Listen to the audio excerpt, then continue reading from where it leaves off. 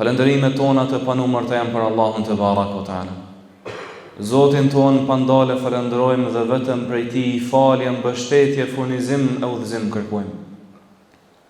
Këndë udhëzon Allahu në rrugën e drejtë me mëshirën e Tij të pamatur, nuk ka kush që mund ta humbet ta devijojë. Ndërsa për atë i cili e ka humbur rrugën, le ta dimë dhe të jemi të bindur se nuk ka udhëzues, drejtues tjetër posa Allahut. Dëshmojmë dhe deklarojmë me bindje të thellë që buron nga thellësia e zemrës dhe e shpirtit se nuk ka Zot tjetër posa Allahut që meriton adhurim, dhe se Muhamedi sallallahu alaihi wasallam është robi dhe i dërguar i Tij i fundit. Paqja, bekimet dhe shpëtimi i Zotit qofshin mbi Muhamedin sallallahu alaihi wasallam, mbi familjen e Tij të pastër dhe të ndershme, mbi shokët e Tij trima besnik, mbi ne dhe mbi çdo besimtar që e ndjek dhe e pason rrugën e tyre me ndershmëri deri në ditën e fundit.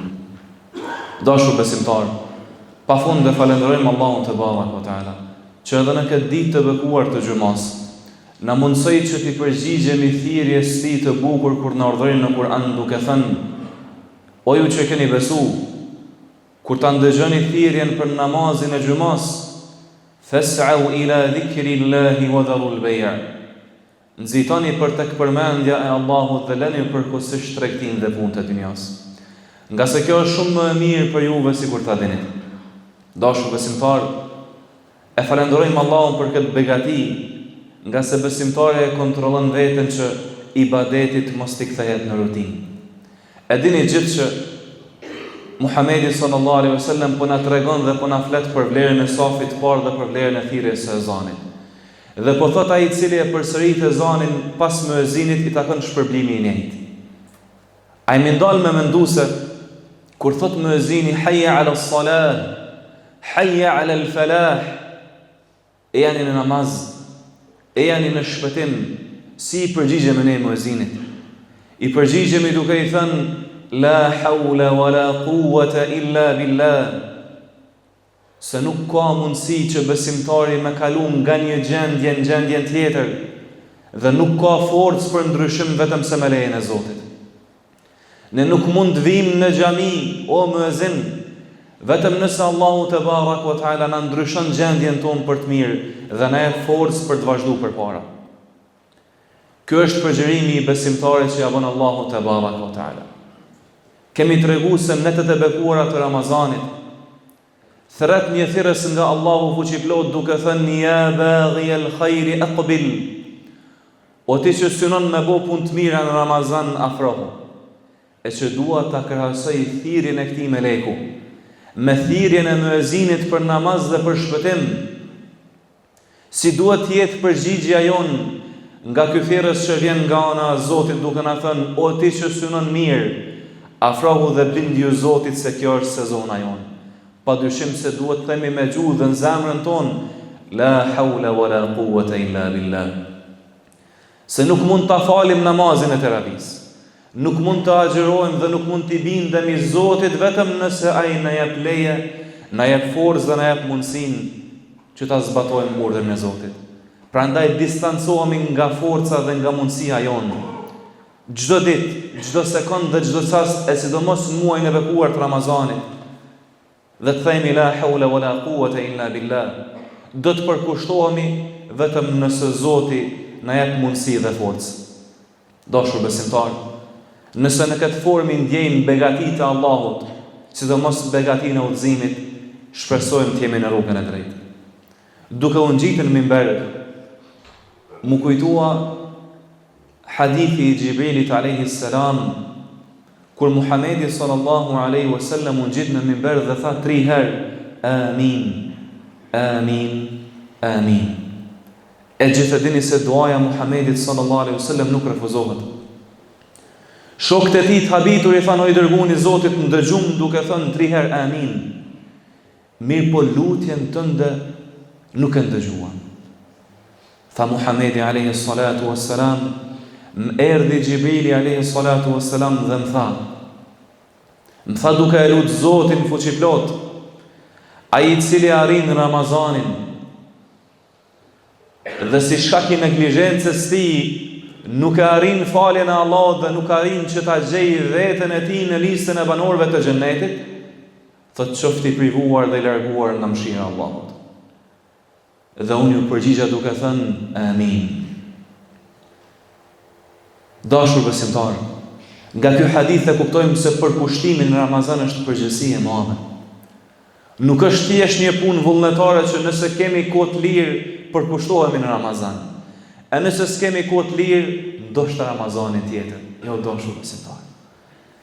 A jemi ndalë me pyet veten tonë në vetmi me Allahun te baraka ve taala, mi apo vetes këtë pyetje.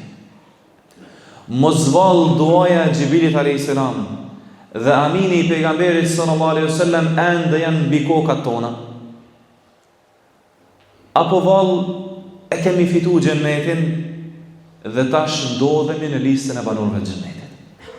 E ftoj veten time dhe juve ta pyesin veten tonë se në këtë Ramazan ose kemi mëkon të largun nga mëshira e Allahut Zoti na ruaj gjithëve, ose do të jemi nga banorët e xhennetit.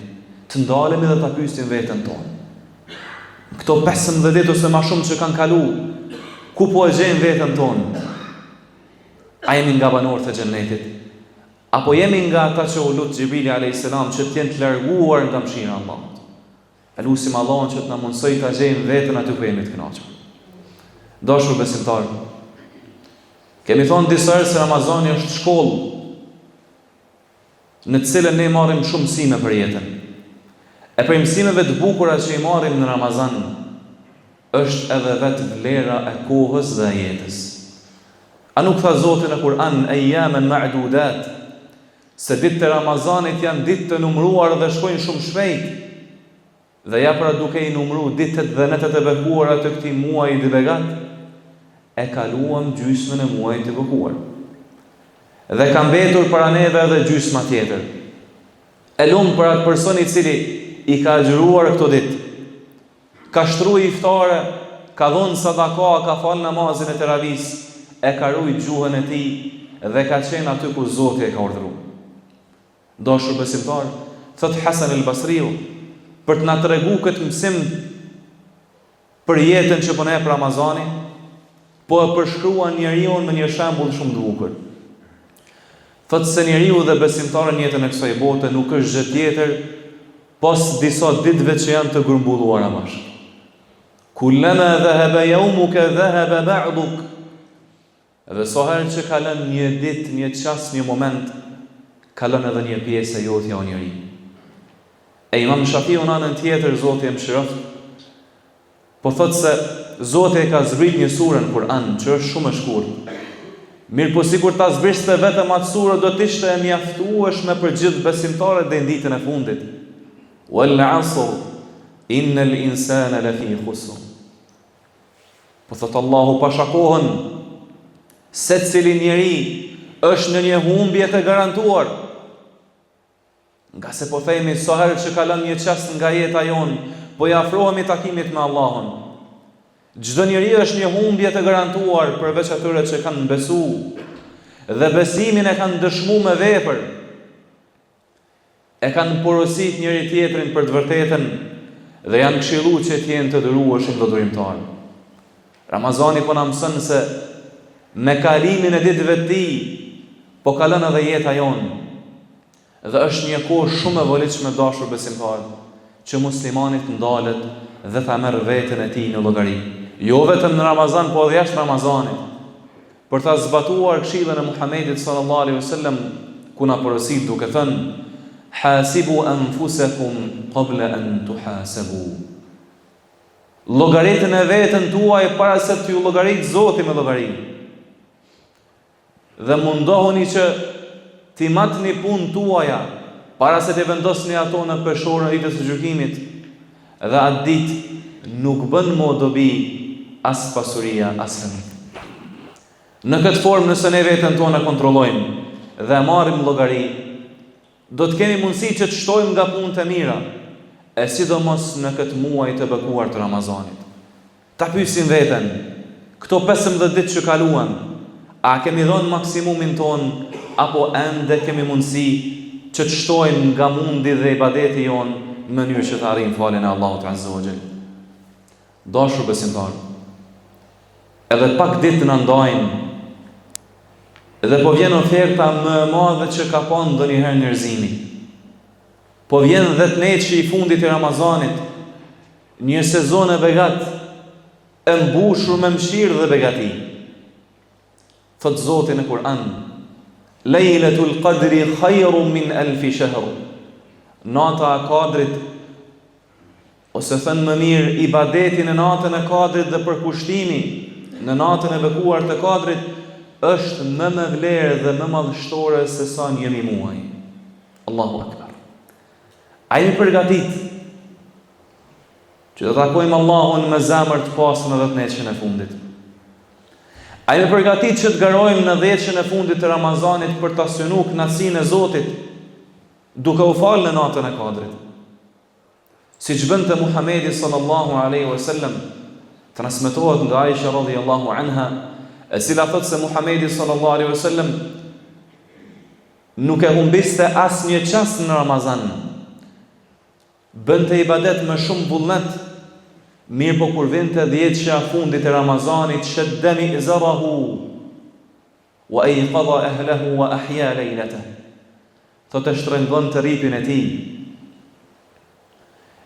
i ngriste familjarët e tij për namaz, dhe gjithë natën e tij e ngjallte me namaz, me përmendje të Allahut, me istighfar, me lexim të Kur'anit. Kjo ishte gjendja Muhamedit sallallahu alaihi wasallam, për cilin po na thot Zoti në Kur'an: Laqad kana lakum fi rasulillahi uswatun hasana liman kana yarju Allaha wal yawmal akhir. Me të vërtetë se keni shembulltyrën më të mirë tek Muhamedi alayhis salam, për çdo person i cili e synon takimin me Zotin.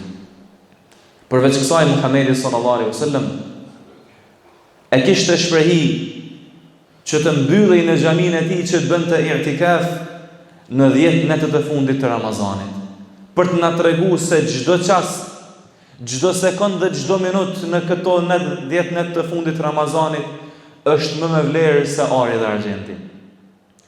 E nëse ne nuk kemi mundësi që të mbyllemi dhe të izolohemi në xhami për të adhuruar Zotin fuqiplot, të mundohemi që ta izolojmë veten nga gjërat që na marrin kohën në Ramazan, e sidomos në 10 e fundit.